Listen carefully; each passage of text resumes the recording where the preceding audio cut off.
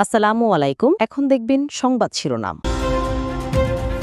বুধবার সন্ধ্যায় অথবা বৃহস্পতিবার জাতীয় নির্বাচনের তফসিল। প্রধান বিচারপতির কাছে ৩০০ ম্যাজিস্ট্রেট চাইলেন সিইসি। কাল রাষ্ট্রপতির সাথে সাক্ষাৎ। আওয়ামী লীগ আমলে সশস্ত্র বাহিনীকেও রাজনীতিকরণ করা হয়েছিল মন্তব্য তারেক রহমানের। ভারতের ইঙ্গিতে ভারপ্রাপ্ত চেয়ারম্যান আসছেন না, এমনটা না ভাবার আহ্বান ফখরুলের। গুরুত্ব পাচ্ছে না সংস্কার, ক্ষমতায় যেতে ব্যস্ত বিএনপি জামায়াত, বললেন এনসিপির সদস্য সচিব আক্তার। ভোটের হিসেব নিকেশে রাজনীতির গতিপথ নির্ধারণ সম্ভব নয়। গণমাধ্যম, সশস্ত্র বাহিনী, বিচার বিভাগ সহ সবকিছুই নিয়ন্ত্রণ করতেন শেখ হাসিনা। ট্রাইব্যুনালে হাসনাত আব্দুল্লাহ। বিচারের মাধ্যমে সেনাবাহিনীকে কলঙ্কমুক্ত করার আহ্বান। সিলেটে পুলিশ কর্মকর্তাকে ছুরিকাঘাতের ঘটনায় নিষিদ্ধ ছাত্রলীগের কেন্দ্রীয় নেতা রাজু আটক।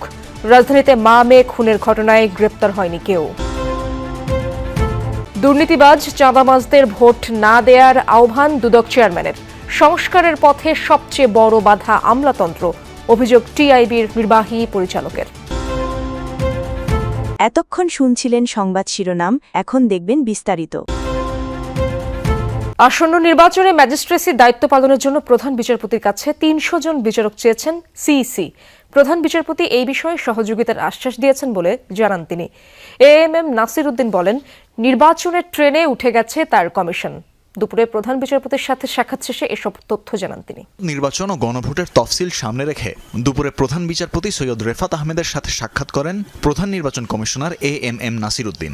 সেখানে ত্রয়োদশ সংসদ নির্বাচনে দায়িত্ব পালনের জন্য প্রধান বিচারপতির কাছে ৩০০ জন বিচারক ও সুষ্ঠু নির্বাচনের লক্ষ্যে বিচার বিভাগের সহযোগিতা চান সিইসি। প্রধান বিচারপতিও নির্বাচন কমিশনকে সহযোগিতার আশ্বাস দিয়েছেন। বৈঠক শেষে সিইসি জানান, নির্বাচনী অনুসন্ধান কমিটির কাজ ত্বরান্বিত করতে প্রধান বিচারপতির কাছে অনুরোধ জানানো হয়েছে।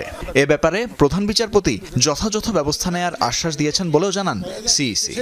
ইলেকট্রাল ইনকোয়ারি কমিটির যাতে ওনারা ডেপ্লয় করবেন আমাদের শিডিউল ঘোষণার সাথে সাথে এই কাজটা যাতে ত্বরান্বিত করেন উনি, সেটা ওনাকে একটু রিকোয়েস্ট করেছি। চলতি সপ্তাহেই তফসিল হয়ে যাবে বলেও জানান প্রধান নির্বাচন কমিশনার। যে লোকজন দেওয়ার কথা আছে, ডেভেলপমেন্ট আছে, ওই ব্যাপার বলতে ওনারা যথাযথ ব্যবস্থা নিচ্ছেন এবং নেবেন, কোনো অসুবিধা হবে না, এটা ইস্যুর করেছেন। আর কোনো মামলা নিয়ে কোনো আলাপ করেন না।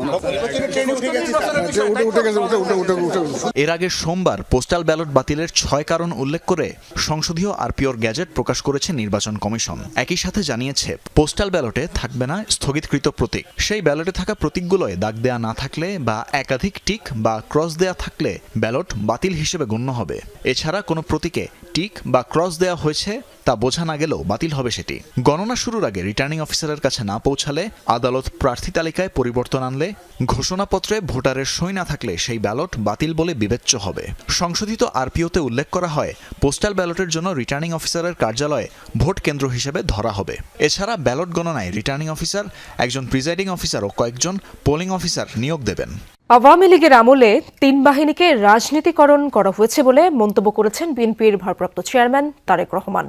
গুলশানে চেয়ারপারসনের কার্যালয়ে অবসরপ্রাপ্ত সামরিক কর্মকর্তাদের সাথে মতবিনিময় সভায় এমন মন্তব্য করেন তিনি। বলেন, সে সময় কোনো জবাবদিহিতা ছিল না, তাই প্রতিষ্ঠানগুলোকে আবার নতুন করে গড়ে তুলতে হবে। এ সময় তারেক রহমান জানান, চিকিৎসকরা বারণ করলেও সশস্ত্র বাহিনী দিবসের অনুষ্ঠানে গিয়েছিলেন খালেদা জিয়া। তিনি মানসিকভাবে উৎফুল্ল ছিলেন, কেননা সামরিক বাহিনীর সাথে জিয়া পরিবারের সম্পর্ক অত্যন্ত ঘনিষ্ঠ। সভায় দলের মহাসচিব মির্জা ফখরুল ইসলাম আলমগীর বলেন, ভারতের ইঙ্গিতে তারেক রহমান দেশে আসছেন না, এমন ভাবনা সঠিক নয়। আরো বলেন, বিএনপি গণতন্ত্রের ব্যাপারে কখনো আপোষ করেনি। গত 15, 16, 17 বছরে আপনারা অনেকে বক্তব্য যারা রেখেছেন তাদের মধ্যে থেকে হচ্ছে আমাদের ডিফেন্স, আর্মি, নেভি, এয়ারফোর্স যেটাই হোক না, এগুলোকে পলিটিসাইজ করা হয়েছে।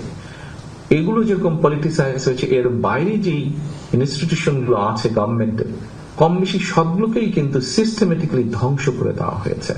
বিএনপি আমলে বাংলাদেশ 5 বার দুর্নীতিতে বিশ্ব চ্যাম্পিয়ন, এটা আওয়ামী লীগের অপপ্রচার। দুর্নীতির লাগাম টেনে ধরার ট্র্যাক রেকর্ড শুধু বিএনপির আছে বলেও মন্তব্য করেছেন দলের ভারপ্রাপ্ত চেয়ারম্যান তারেক রহমান। দুর্নীতি প্রতিরোধের পাশাপাশি আইনশৃঙ্খলা নিয়ন্ত্রণে নেতাকর্মীদের কঠোর হওয়ার আহ্বান জানান তিনি। রাজধানীর কৃষিবিদ ইনস্টিটিউশনে দেশ গড়ার পরিকল্পনা শীর্ষক আলোচনায় ভার্চুয়ালি যোগ দিয়ে এসব কথা বলেন তিনি। বিএনপির সমর্থনে ঘরে ঘরে যেতে নেতাকর্মীদের নির্দেশও দেন তারেক রহমান।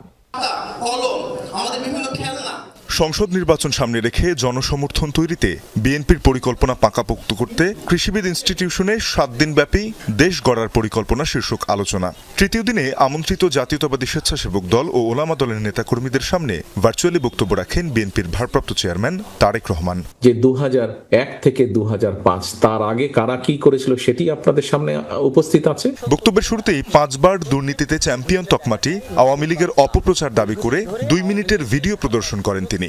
জানান টিআইবির জরিপের ভুল ব্যাখ্যার কথা। বলেন দুর্নীতি দমনের ট্র্যাক রেকর্ড শুধু বিএনপির আছে। দুর্নীতি দমন কমিশনের স্বাধীনতা নিশ্চিত করার প্রতিশ্রুতিও দেন তারেক রহমান। দুর্নীতি তকমা থেকে ধীরে ধীরে ধীরে ধীরে বিএনপি সরকার, খালেদা জিয়ার সরকার বের করে নিয়ে এসেছিল। এর সাক্ষ্য প্রমাণ, এটি আমাদের কথা না, ফ্যাক্টস এন্ড ফিগার দিয়ে আপনাদের সামনে উপস্থাপন করা হয়েছে। সংস্কার নিয়ে কথা বলছে না রাজনৈতিক দলগুলো, ক্ষমতায় যাওয়া নিয়ে ব্যস্ত বিএনপি জামায়াত। শুধু ভোটের হিসাব নিকাশ দিয়ে রাজনীতির গতিপথ নির্ধারণ সম্ভব নয়। জাতীয় যুব শক্তির প্রতিনিধি সম্মেলনে যোগ দিয়ে এসব কথা বলেছেন এনসিপির সদস্য সচিব আক্তার হোসেন। দলটির মুখ্য সমন্বয়ক নাসিরউদ্দিন পাটোয়ারি জনগণের প্রতি আহ্বান জানিয়েছেন দুর্নীতিবাজ আর ধর্ম ব্যবসায়ীদেরকে লাল কার্ড দেখাতে। রাজধানীর আবু সাইদ কনভেনশন সেন্টারে এনসিপির যুব সংগঠন জাতীয় যুব শক্তির জাতীয় প্রতিনিধি সম্মেলন। অংশ নিয়েছেন দেশের বিভিন্ন প্রান্ত থেকে আসা সংগঠনটির নেতাকর্মীরা। বক্তাদের বক্তব্যে উঠে আসে সমসাময়িক রাজনীতির বিভিন্ন দিক। আওয়ামী লীগকে প্রাসঙ্গিক করতে কাজ করছে অনেকে, নেতাদের বক্তব্যে উঠে আসে এমন অভিযোগ। শহীদ আবু সাইদ হত্যা মামলায় ট্রাইব্যুনালে সাক্ষ্য দিলেন এনসিপি নেতা হাসনাত আব্দুল্লাহ। তিনি বলেন, গণমাধ্যম, সশস্ত্র বাহিনী ও বিচার বিভাগ সহ সবকিছুই নিয়ন্ত্রণ করতেন শেখ হাসিনা। জুলাই হত্যাকাণ্ডে জড়িত সেনা কর্মকর্তাদের বিচারের মাধ্যমে সেনাবাহিনীকে কলঙ্কমুক্ত করার দাবি জানান তিনি।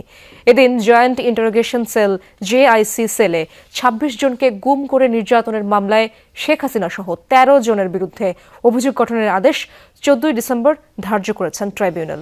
এদিন জবানবন্দিতে হাসনাত আব্দুল্লাহ জুলাই আন্দোলনের প্রেক্ষাপট, আইন শৃঙ্খলা বাহিনী, আওয়ামী লীগ, ছাত্রলীগের নৃশংসতার বর্ণনা তুলে ধরেন। আবু সাইদ হত্যায় বেগম রোকেয়া বিশ্ববিদ্যালয়ের প্রশাসন ও আইন শৃঙ্খলা বাহিনীর জড়িত সদস্যদের বিচার চান তিনি। সেই সাক্ষ্যে উনি ওনার এই আন্দোলনে ওনার অংশগ্রহণ, ওনার আটক, ওনার উপরে নির্যাতন এবং উনি কি কি দেখেছেন, কি কি করেছেন, ওনার সকল ঘটনার বর্ণনা করেছেন। মিলিটারি, মিডিয়া, জুডিশিয়ারি এর সাথে যুক্ত হয়েছিল ব্যুরোক্রেসি। এই 3টা নেক্সাসকে উনি এমনভাবে নিয়ন্ত্রণ করেছিল যেটার মধ্য দিয়ে উনি রাষ্ট্রের তথৈবচ অবস্থা করতে সক্ষম হয়েছিলেন। জুলাই হত্যাকাণ্ডে জড়িত সেনা কর্মকর্তাদের বিচারের মাধ্যমে সেনাবাহিনীকে কলঙ্কমুক্ত করার দাবি জানান হাসনাত আব্দুল্লাহ। সিলেটে আসামি ধরতে গিয়ে পুলিশকে ছুরিকাঘাতের ঘটনায় অভিযুক্তকে গ্রেপ্তার করা হয়েছে। হাসপাতালে ভর্তি সিআইডি উপপরিদর্শক খোরশেদ আলমের অবস্থাও আশঙ্কামুক্ত বলে জানা গেছে। পুলিশের দাবি, অভিযুক্ত রাজু নিষিদ্ধ ঘোষিত সংগঠন ছাত্রলীগের কেন্দ্রীয় কমিটির নির্বাহী সদস্য।